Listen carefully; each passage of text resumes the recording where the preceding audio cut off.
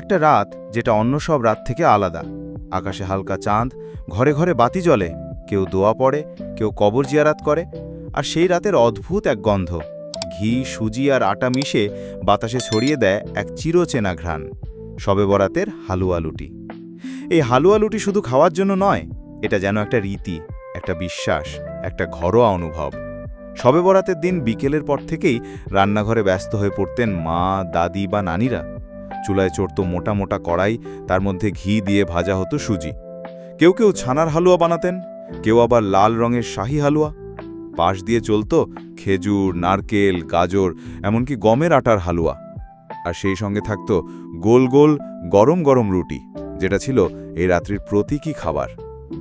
এই রাতে শুধু ঘরে বসে খাওয়া নয়, এই রুটি আর হালুয়া পাঠানো হতো পাড়া প্রতিবেশী, আত্মীয় স্বজন, এমনকি দরিদ্রদের বাড়িতে।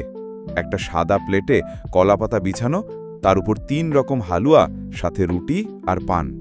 বাচ্চারা দৌড়ে দৌড়ে নিয়ে যেত সেই খাবার, আবার ফিরেও আসতো কিছু পেয়ে। হালুয়া রুটি শুধু মুখের স্বাদ নয়, এটা ছিল সম্পর্কের বন্ধন। অনেক সময় এমন দেখা যেত, হালুয়া রুটি তৈরির সাথে ঘরে ঘরে শুরু হতো নফল নামাজ। কেউ কেউ সারা রাত ইবাদতে কাটিয়ে দিতেন, আর নামাজ শেষে একটু গরম হালুয়া মুখে তুললে সেই স্বাদ যেন অন্যরকম লাগত। অনেকে বলতেন, এই হালুয়ায় শুধু চিনি নয়, আছে বরকতের স্বাদ।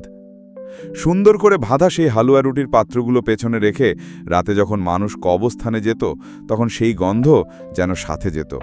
কবরস্থানে বাতি জ্বলত, কুয়াশামাখা বাতাসে মিলিয়ে যেত দুয়ার ধ্বনি আর হালুয়া রুটির ঘ্রাণ। যেন এই খাবারও কোনোভাবে পৌঁছে যাচ্ছিল মরহুমদের শ্রমণে, অদৃশ্য কোনো রহস্যময় যোগসূত্রে। আজকের দিনে শহরের কোলাহলে হারিয়ে যাচ্ছে এই দৃশ্য। রুটির জায়গায় এসেছে ফাস্ট ফুড, হালুয়ার জায়গা নিয়েছে কেক, পেস্ট্রি।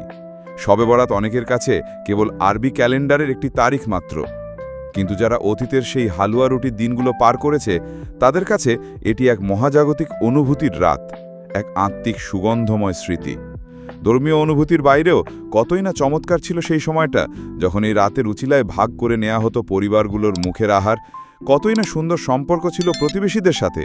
আর আজকের ইট পাথরের দালানে ওপরের তলার মানুষকে নিচের তলার মানুষ চেনে না। পাশের বাসায় কেউ মারা গেলে পাশের বাসা জানে না। রহস্যবৃত্ত চ্যানেল এই হারিয়ে যাওয়া স্মৃতিগুলোকেই ফিরিয়ে আনতে চায়। শবে বরাতের হালুয়া রুটি আমাদের বলে, রাতের অন্ধকারেও থাকে আলো, আর সাদাসিধে খাবারেও থাকে অতল রহস্য, অশেষ ভালোবাসা। কতই না রোবটিক হয়ে গেলাম আমরা। আপনার কি একটুকু মনে হয় না সেই দিনগুলোর কথা? চলুন আমরা এই প্রজন্মকে জানাই সেই গল্প, যেখানে শুধু হালুয়া নয়, রুটি নয়, বরং এক টুকরো সময়, এক টুকরো আত্মীয়তা, এক টুকরো শান্তি লুকিয়েছিল সেই রাতের খাবারে।